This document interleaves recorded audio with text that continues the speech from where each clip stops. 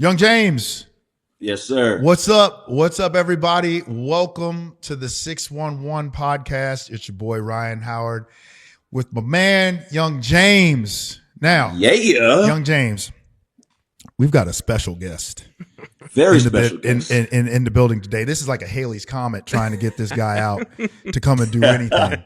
You know what I mean? You got to call in all the favors, all the ideas, everybody. You got to call everybody, man. This is calling all cars right here, bro. We got a 9-time All-Star, 3-time World Series champion, right? World Series MVP, 2-time All-MLB first team, okay? We've got a guy that likes to, he's got a flair for the dramatic, not only on the ball field, but off the ball field, as you and I know, and we're going to discuss this later. You know what I mean? Like, a lot of people don't understand this dude's got dance moves. He got moves, okay? Bro. He's got dance moves, all right? Now, I would love to welcome a very, very great friend of mine, Freddie Freeman. Freddie, welcome to the 611. What an introduction. So I appreciate that. Bro, thank man, you. Welcome. Got a lot of hype to live up to, but I'll try to do my best here.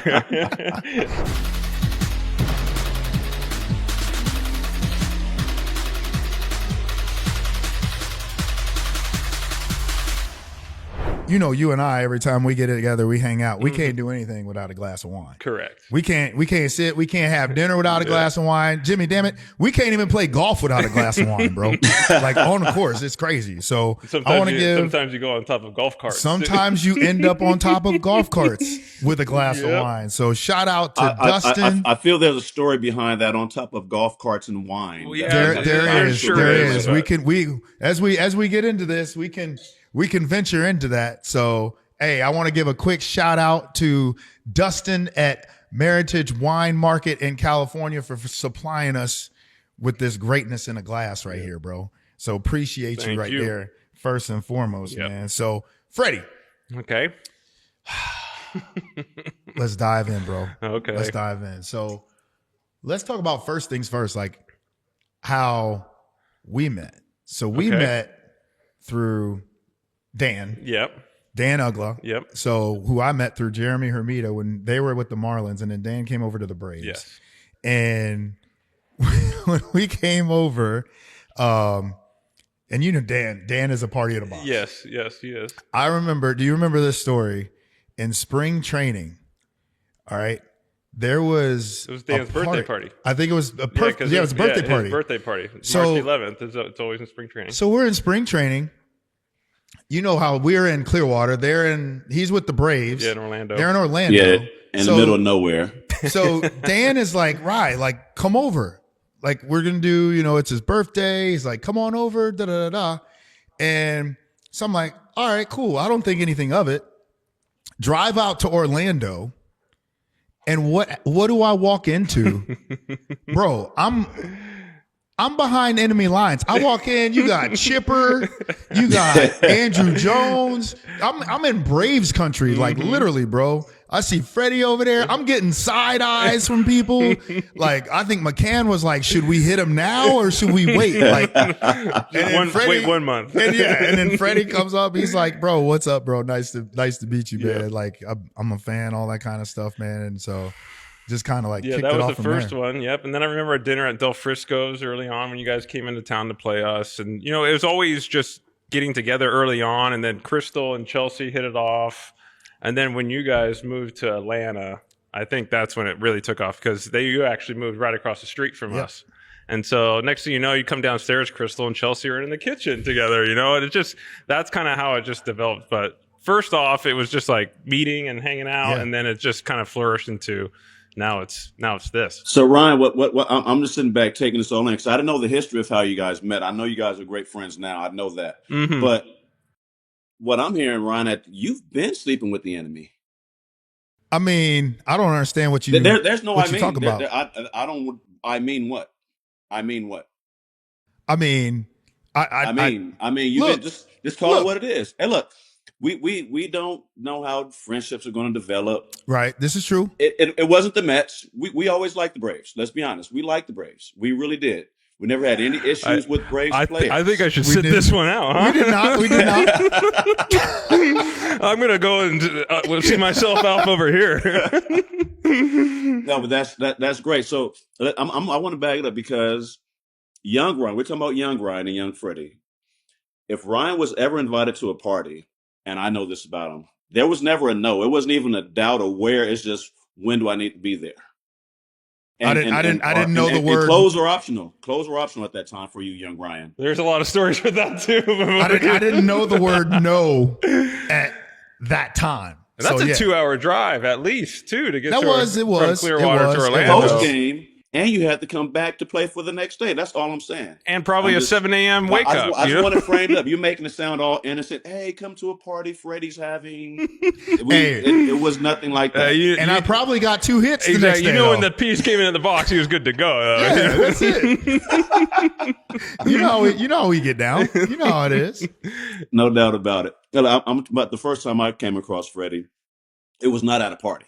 I tell you that much now. It was not at a party. It was young, thin, Freddie Freeman, and I'm watching this dude, in the box and swing, and I'm like, this is the most unorthodox thing I've seen since like Hunter Pence. Like, it was nothing smooth or pretty about it, but what I admired is his grit, the fight in there. I'm like, this dude is not giving up. He's not giving away a pitch.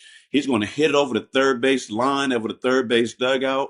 He'll pull something, and then there's 2 strikes, and he got even better. And I'm like, I don't know much about this kid, but we're going to be seeing him a lot, and we have to figure this out, because if he continues this as he gets stronger, he's going to be trouble and end up being a lot of trouble. Yeah, I appreciate that. A lot of trouble. I was just glad, like you said, when you would hit it to the left side, I'm just glad he didn't hit it at me. Right. I didn't want him to hit it at me. There was actually one story where we were playing you guys, and you hit a ball down the first base line. I blacked out. You think I don't remember this? And dove for it. And I got it.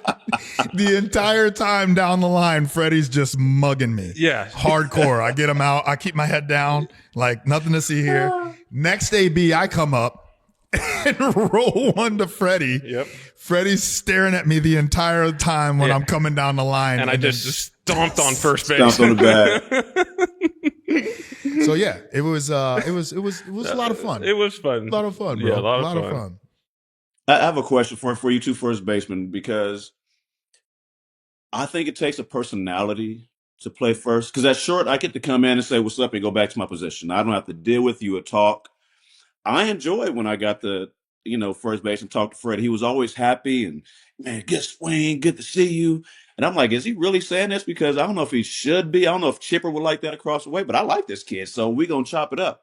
But it takes a special personality. What is it like to be a first baseman, knowing that you're going to have to interact? And even with guys you don't like, there's still a respect for the game, and and then be another player that you're like, okay, I'm going to at least say hello at worst. For me, I always say, if you get a hit, I'm saying nice hit. You know how hard it is to get a hit in the big league, so I appreciate it. I know my pitchers probably wouldn't like that I tell every guy nice swing or way to swing it, but I don't know. That's just who I am. You can see our personalities. We're kind of bubbly, happy-go-lucky guys, and we're playing a game. It's a kid's game, and sometimes you just forget when you're going through the grind of the season and things of that nature. So I always try and, look out for those kind of moments where you can maybe take someone's mind off something, talk to them at first. My favorite is when it's a big league debut and that guy gets the first hit, and to be able to say congratulations, because you've worked so hard your whole life to get to there, and to be one of those first people to say, hey man, congratulations, and that kind of stuff. But that's just who I am. And I like to talk to people, and because sooner rather than later, I'm going to be retired too and not going to be able to get to do this anymore. So I just like to have fun with all the guys. I know we're competing against each other, but you guys know it's a brotherhood. We're together forever. When you get to play in this game and play this game for as long as we've got to, you just got to enjoy the little moments. So that's just kind of how I go about it. Yeah, I mean, I would agree. I mean, it's something to where guys get on. Like Freddie said, you understand how hard it is to hit, and when guys, especially if a guy works like a long at bat. Mm-hmm. So when you have those types of situations, and it's just fun because it's like it gets boring kind of at times. Like like you want a 1-2-3 inning, but if you're not gonna have a 1-2-3 inning and somebody gets on, especially like that you're cool with, and you get over there and you're like, you just start kind of having like a rapport with. So it's like I already knew Freddie. Whenever Freddie got on, it was like, all right, you're getting a hug, or something, you know what I mean, or something, and you just have fun, kind of chopping it up with folks. So Freddie, I want to ask too, kind of on that, what was the strangest? All right, how about this? Okay. Who was your best interview at first base? All right. And your strangest interview? It could be the same person. Yeah. I'm going to say it's hard to go with best because you have different ones. So like nowadays, when you get the first and you got Pete Alonso at first base, he talks about wine and restaurants in New York and stuff like that.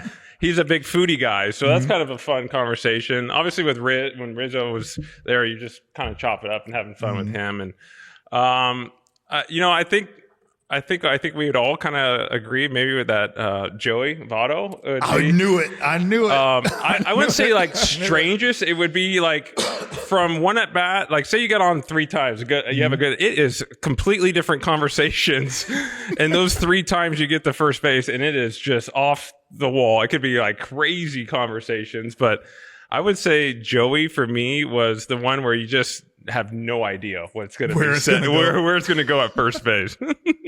I love that. I think everybody that came across Joey would probably say the same thing, but it's all in fun. But you just don't know where he was going to go or how it was going to. It was it was a crapshoot, bro.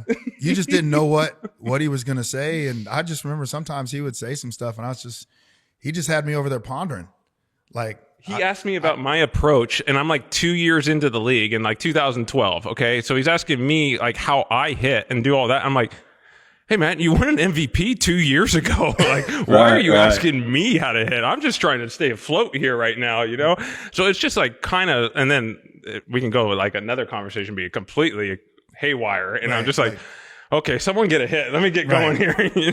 So the moral of the thing is here, Jay, is that for the folks out there, the conversations at first base, I'm sure you're all wondering what guys would talk about. Yeah. So again, you can talk about anything from wine to taxes. Yeah. It's so true. From anything. So it's whatever it is, you let your imagination run wild. Yeah, so. and especially at the end of the season, a lot of fantasy football comes into like guys, teams. And back in the day, we had a league with a lot of guys throughout the whole league. So if you're playing, like I was playing against the Nationals, you play against Zimmerman, and then Zim and I are talking about how we faced each other last week in fantasy football. So people might think we're talking about some like real hard hitting stuff at first base, but to be honest, we're probably talking about something that has nothing to do with the game. So there you go, ladies and gentlemen. The conversation at first base have nothing to do with what's happening on the field at all. Right. Maybe 5% of the time you're talking about baseball. Yeah. At my time, I really enjoyed Todd Hilton, and that started back, I want to say, my first All-Star game. I don't know how it happened, but it did.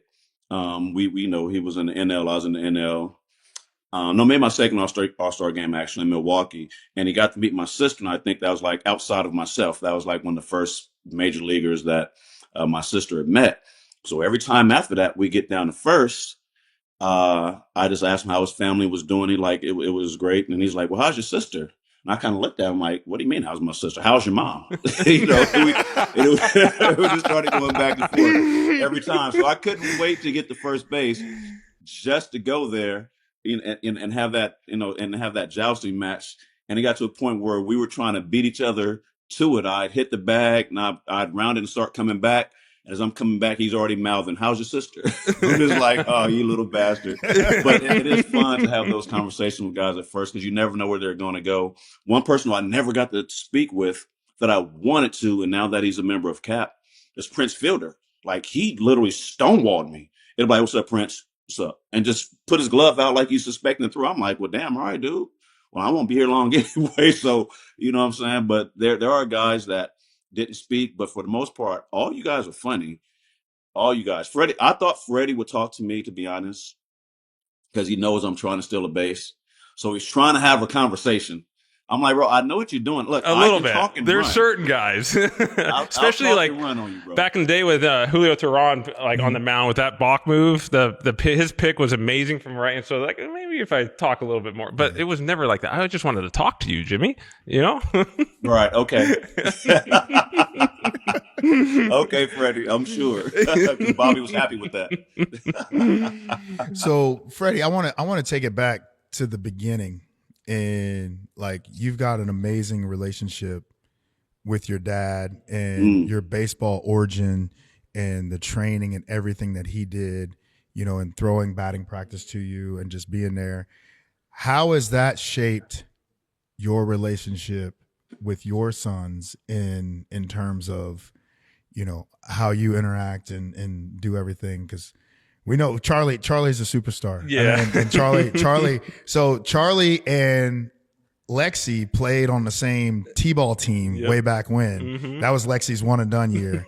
But I got to see Charlie doing his thing like in person. Mm-hmm. And so, I mean, obviously he's a field rat, bro. Yeah. He's a field rat. But how has that shaped your relationship with your dad and what, you know, you were coming up with your kids now? Yeah. So obviously as I've gotten older, you look back on the time and growing up, and I think my dad and I's relationship was always strong. But then when my mom passed, baseball kind of became our outlet. It was more of a place where we could take our mind off things. So we would just show up to the field and just like, he'd throw me batting practice, hit me ground balls, hit me fly balls. We'd just be there for hours on end, mostly obviously because we loved it, but it mostly just took away the pain that we were going through. So it just became something we loved to do together, was the game. And as I obviously got older and how he threw to me and made me hit this way and made me hit to the left field only.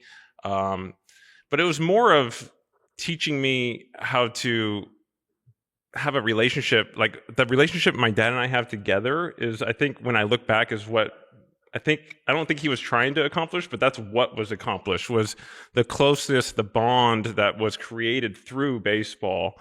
And now as I have kids, you just want to be there for your kids at baseball and doing everything you can to be present in their lives, in sports or whatever they're doing. So it's taking Charlie to every single practice, every single game, sitting there watching him, knowing that his father is there and trying to create that bond. Because that's the one what I took most from growing up with my dad, was how close we were because of sports and the tough times we went through. So that's what I'm trying to instill, or at least show my kids, that their father is there for them no matter what they're trying to do. So it's not more about hitting and things of that nature. It was more of, now I call my dad after every game and things of that. It's like, we're so close. Well, we still see him there today. Yeah, I just left him. I just had breakfast with him this morning, you know? So it's just... That's dope. Yeah, you know, it's just more of the relationship that you look back, and now that we have as we've gotten older and I have kids, and you see like, oh, I want that same relationship with my kids. So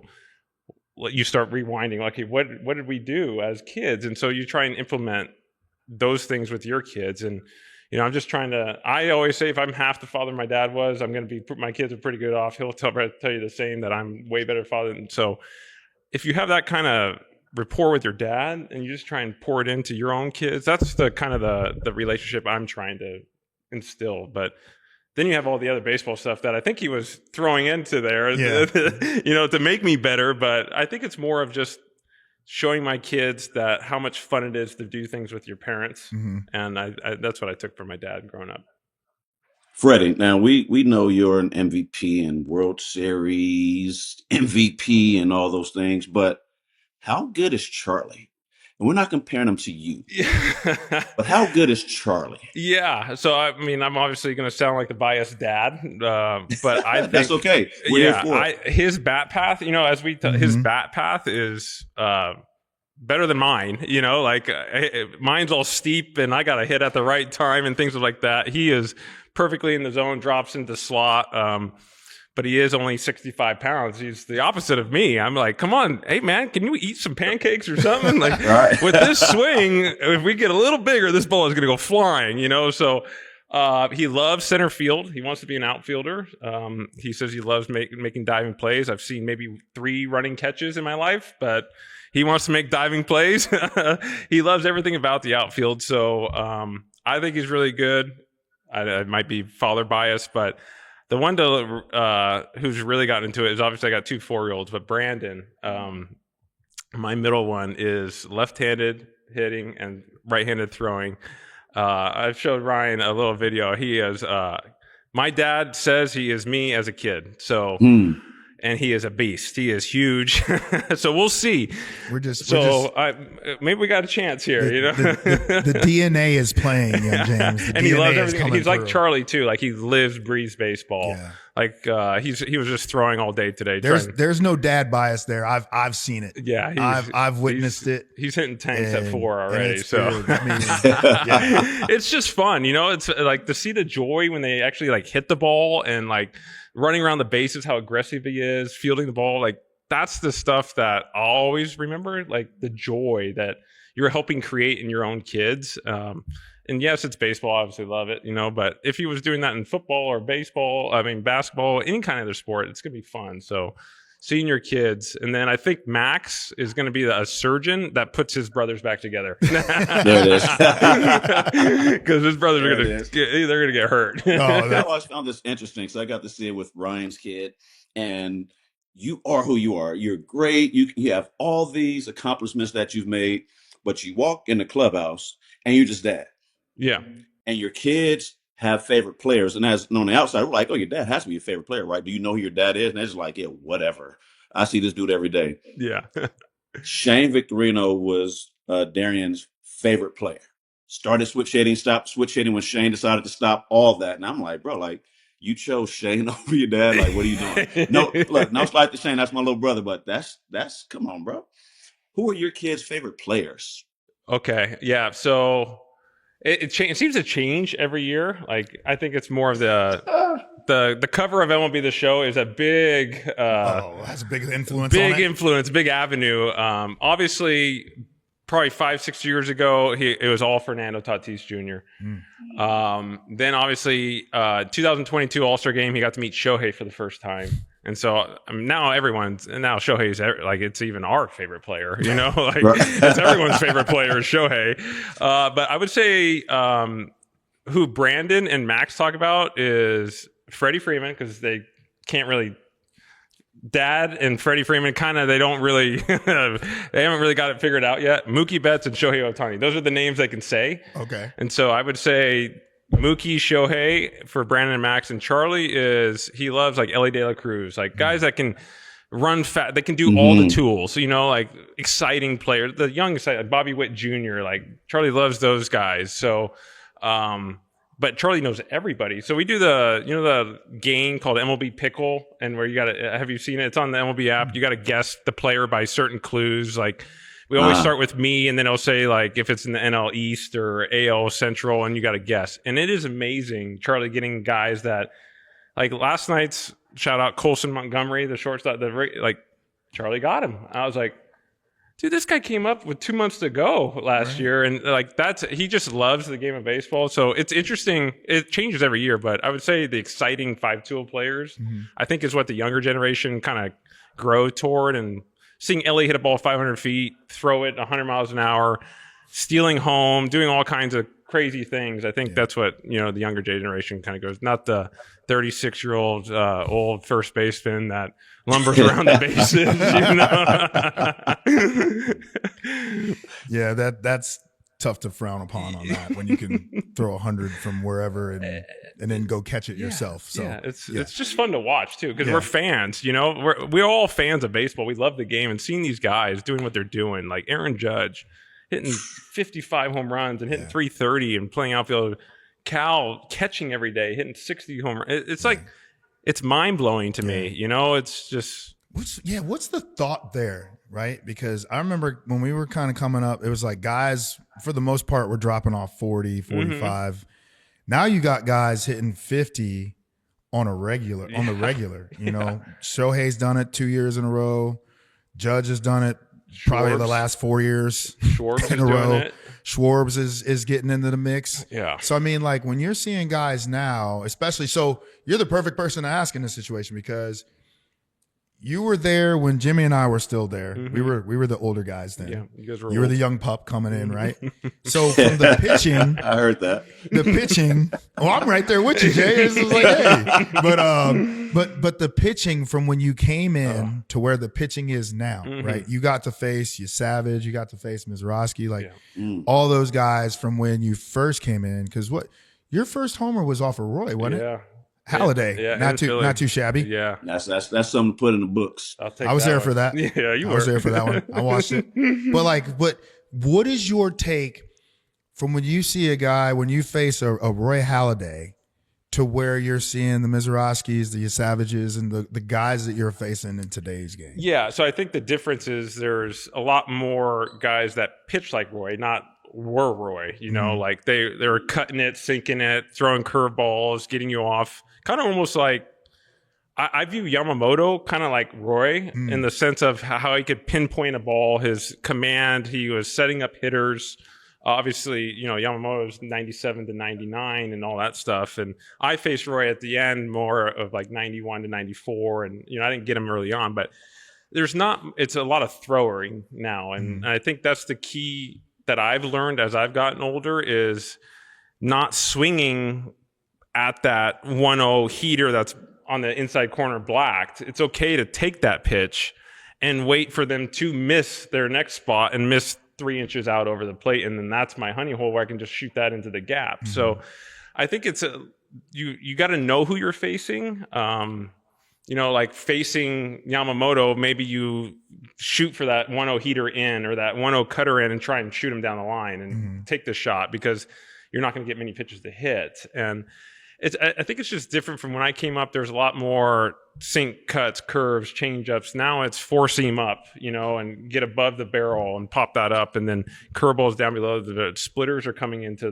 the game now. So I think it's just you got to adapt, and then obviously the velocity has gone up so much in the last few years, and now you call them mop-up guys. They're just young guys that haven't really established themselves coming out of the bullpen throwing 98 to 100. I'm like, we're up by 7. Where's the 91 with sink? Like, that was what we were facing 15 years ago. That just doesn't happen anymore. So I think it's just like if you guys were playing now, you guys would adapt to it, and you'd be like, that's just how it is. You just get used to the velocity, and you're seeing it over and over again. But in the span of 16 years, I would say maybe you would count the one guy coming out of the bullpen throwing 95 to 98 when I came up in 2010, and now it's every guy. So the game has changed, and sometimes it's like we want the guys to throw as hard as they can. So now they're going full velocity for 2 years, and they blow out. And then you kind of feel bad for it because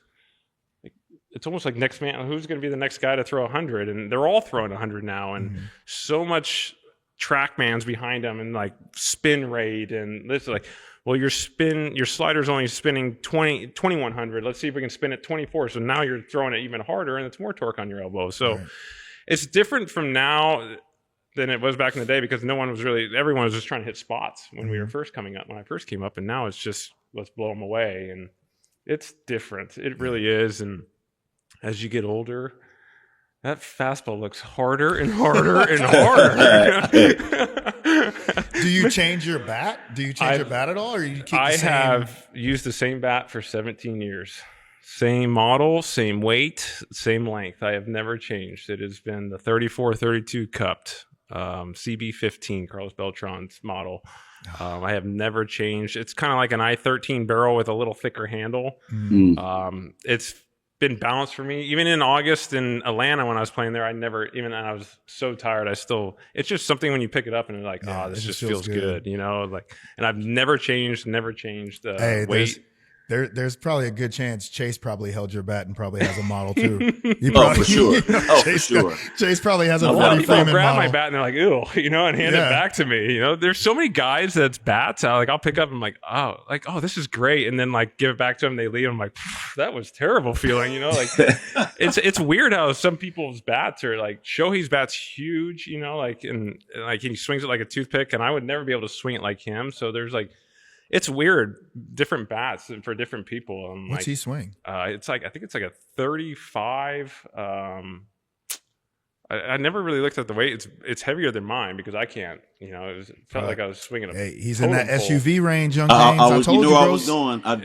Sometimes you got to take your family. So my bat was a 35-34. So Shohei, that explains a lot. And that explains a lot. 30 rows to left center homers that you hit. Look, Freddie, I'm like you. I was convinced, I say within two bats, an R225, and that a hybrid. It was I can't remember what it was called, but I switched over to Max 4, so the R225 and a Max 4. Those are my two bats, 33.5, 30.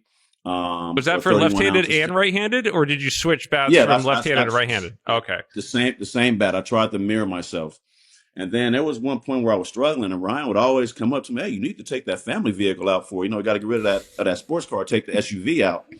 And he convinced me to swing his 34-inch bat. That took a month in batting practice.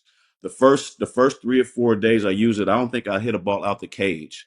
And everybody's looking at me crazy. And I'm like, well, I'm going to stick with it because I see what happened when a bat's in his hand.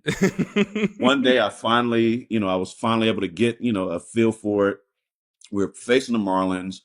I think I was 2 for 3. I was feeling real good. Just one of blowout games, just kind of put up some big runs. And somebody on the mound, I always heard Tony Gwynn say that the harder a guy throw, using a bigger bat is easier. It's just, he's just trying to get it from A to B. There's no movement. He's just trying to gas you up, and it's about timing. I took Ryan's big bat up there, got a 3-0 count, and I always look at Charlie because I love hitting 3-0. And Charlie be like, "Make that bell ring, son." So I'm trying to make that bell ring. He threw a 3-0 fastball, and I hit, and I knew it was gone, but because of the way it felt, but it was like a low line drive that hit a different gear. And I'm like, oh my God. And I was convinced. So I'm not saying to change your bat because it's worked for you. You're an MVP and look, I'm done. But I'm saying that if you ever got to a point where it's like, let me try something different in a blowout game, grab Shohei's bat and maybe you'll understand. If he lets me. Yeah. Shohei, I need your bat, man. Just shatter the thing. One of his extras. He's one of his extras over there. There it is. He'll never know. Yeah, that's true. Right? Probably not. No, he probably wouldn't know. He'd probably never know.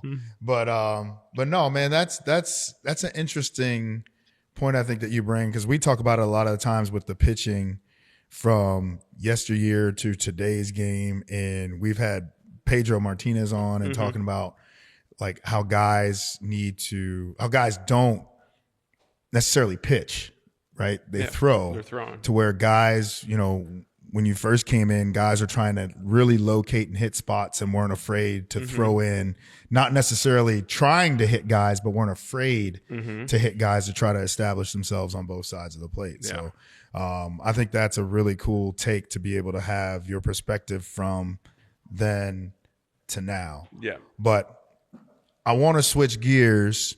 No, hold on. Before we do, because we're talking about pitching, right? Okay. There's one pitching matchup that I think we'd be remiss if we didn't bring up. Oh, yes. That is correct. Yeah. And it's one of those first baseman things, I think, because every time when we talk about that conversation piece about first baseman, you guys only referenced other first basemen ever. There was never any other position player. So I'm a little envious of that I didn't get to have that camaraderie as a first baseman with you guys. But yet, Anthony Rizzo at bat, Freddie. Yeah, this is what's our approach? I don't have one. This is the hardest part of it. Like, I am the worst position player hitting person there is, because for me, I'd rather face 102 because I'm like, I have an approach. I'm going to try and do this with this. Here, I'm just seeing Anthony laughing at me. How do you even keep it together when he's already laughing? Obviously, I can't, because this ended up with me striking out. But the thing is, I want to bring to your guys' attention. See in the bottom left-hand corner, top left at the bottom of that, it says 4 for 4, boys. I was 4 for 4 with 2 home runs in this game. Oh man! And Anthony strikes me out, and I go, I should have swung at that one. Gosh darn it, But that's the thing. It's like I rather face pitchers because you have your approach, and here, like, you just lose it, and now he's just laughing. I fouled this one off. Like, I waited too long, and now I'm like, oh geez, I'm gonna strike out. Was that wait? If you, I'm already thinking I'm gonna strike out. Did you see in the video that on that previous pitch where he just fouled it off?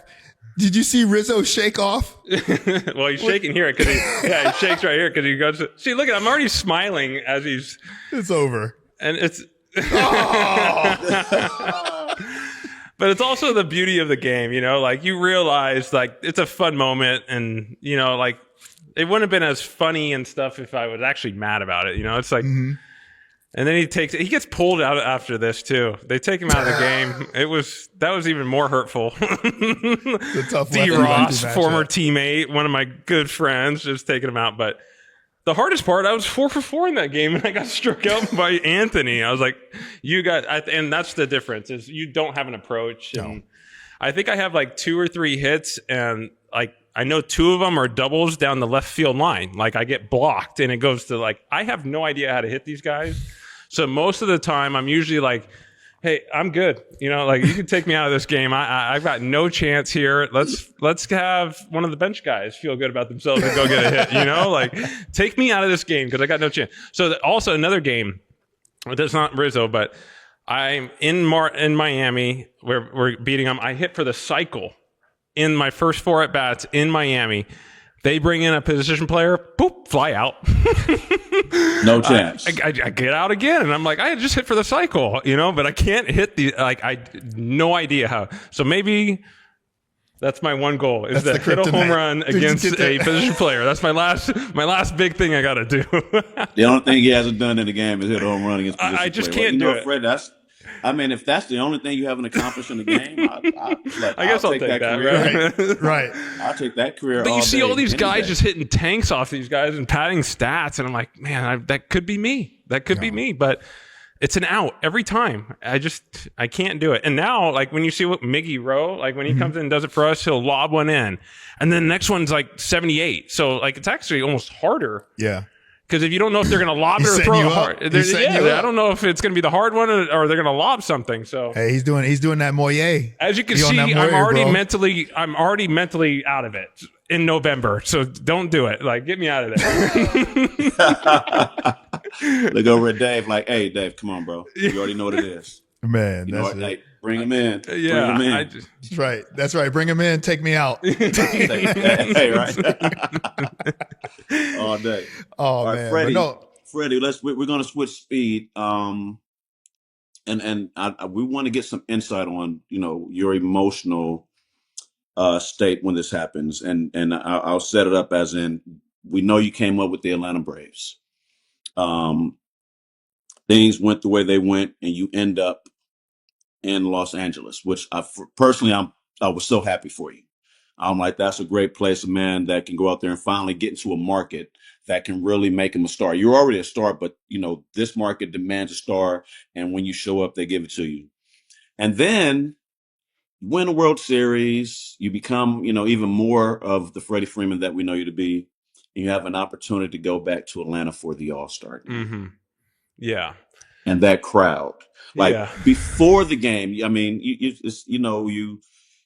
with things going on, there's a lot of things happening at the All-Star game that distract us from being able to really focus. But were you thinking about what that moment was going to be like at that All-Star game in Atlanta? Yeah. So you kind of know going into the season, like, where the All-Star game is. And obviously, you know, it's in Atlanta. And every time I go back to play the Braves now, it's always special. They always treat me so well when I come back from my first at bat. Obviously, the first time I went back in 22, everyone knows I'm an emotional guy, and whatever happens, things flow, and I'm okay with that. And you know, when you go back and get your ring for the first time, and how they responded every game, and it's special. And then 23, 24, it's all the same. They love on you, and it makes you feel good about, because my whole thing is, when I lay my head on my pillow at night, did I give everything I had that day? And it's safe to say that it's usually I've done everything I can to help that team win. And I did that for 12 years in Atlanta and 15 years in that organization. And you have one goal, and that's to win World Series with the organization you're with. You guys know, and how special that is. You're bonded for life because of that. and then to ultimately actually win one in the city that drafted you, gave you the chance to be a professional baseball player and let you be a big leaguer and stay in the big leagues. Then they give you an extension. So to bring one home for them in 21, that was special. And then obviously, new chapters arise, and I went to Los Angeles, but each year. But then you see that the All-Star game is in Atlanta in 2025. So Charlie's like, hey, you got to make it. Well, that's usually what he says all the time, because he was like, I want to meet this player. I want to meet this player. It's not, Dad, do good for your, do good. He's like, Dad, I want to meet this guy. I said, all right. So I got off to a really good start. So obviously, in the first round of voting comes out, you're in first and things like that. So you start thinking about it. And, I always excited to go to Atlanta, but you always your hands get a little sweaty because of all the emotional ties that I have to this city. And, once you get there, just we both still love each other and we're all good. And then when you get there and you're going through it, you do the red carpet with your family and everyone's, cheering for you and doing all that. And then that game, you get announced and they go crazy, and it's super special. But, I wasn't expecting anything, but then, Dave Roberts, Doc, was the manager, and all of a sudden I get pulled off the field, and I was like, whoa, okay, and then, you just take it in. There's moments that you remember when you're playing. It's a lot of fun times, but then on the field, you remember certain moments, and, being out, coming off the field, and just, it's tipping your hat to the appreciation of, I appreciate you guys. Thank you for watching me grow as a person, a player. You watched me be a little kid to a husband, a father now, and you got to see my family grow up in front of you. So it's always special. And then for them to always remind me of, how I meant to them in such a positive way, it does make me feel good. So to be able to come back and start in first base and do all that in a place that means a lot to me, those are the little memories that I'll always take with me as I retire. Well, Freddie, I'm gonna let you in on a little secret. You're kind of a likable guy. kind of a likable guy. I appreciate that, but thank you. I'm going to have a timeout because I see 2 glasses of wine there. Oh yeah. I tapped on mine. I mean, what was the point of the wine? I tapped on. You got to let it breathe, young James. You got to let it breathe.